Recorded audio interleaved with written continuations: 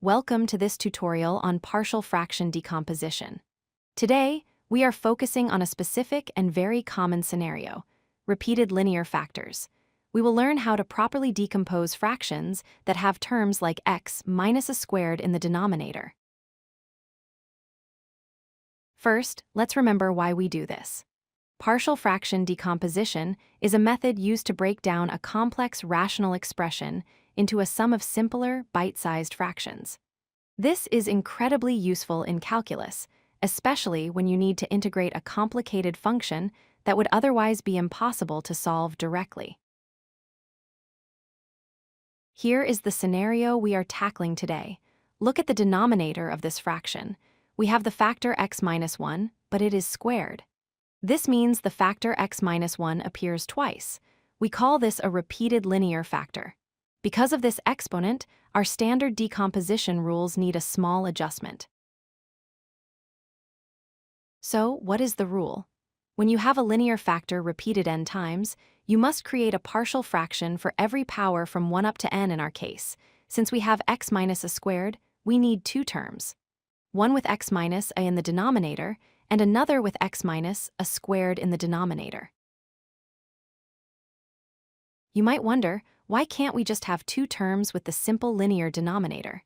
If we did that, as shown on the left, we could just add the constants a and b together, and we would still only have a simple denominator. That would never allow us to represent the squared denominator we started with. We need the squared term to account for the higher power in the common denominator. Let's work through an example.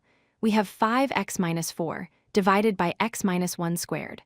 Following our rule, we set this equal to a over x minus 1 plus b over x minus 1 squared.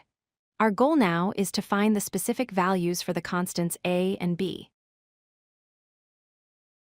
To solve for the constants, we need to get rid of the fractions. We do this by multiplying the entire equation by the original denominator, which is x minus 1 squared. On the left side, the denominator cancels completely. On the right side, for the term, one factor cancels, leaving a times x minus 1. For the b term, everything cancels, leaving just b. Now we have a nice linear equation. 5x minus 4 equals a times x minus 1, plus b. A clever way to find our constants is to pick a value for x that makes a term 0. Let's choose x equals 1. This will eliminate the term completely. Substituting 1 into the equation, we get 5 minus 4 equals 0 plus b. Therefore, b is equal to 1. Now that we know b is 1, we can find a. You can substitute another value for x, like 0, or you can simply compare the coefficients. Look at the x terms. On the left, we have 5x. On the right, the only term with an x is a x, so 5 must equal a. We have found our second constant. We have found that a is 5 and b is 1. We can now write our final answer. The original complex fraction decomposes into 5 over x minus 1 plus 1 over x minus 1 squared. This result is now much easier to work with for integration or other algebraic manipulations. To summarize, first, always identify if your denominator has repeated factors, like squared or cubed terms. Second, remember to include a partial fraction for every power counting up to that exponent.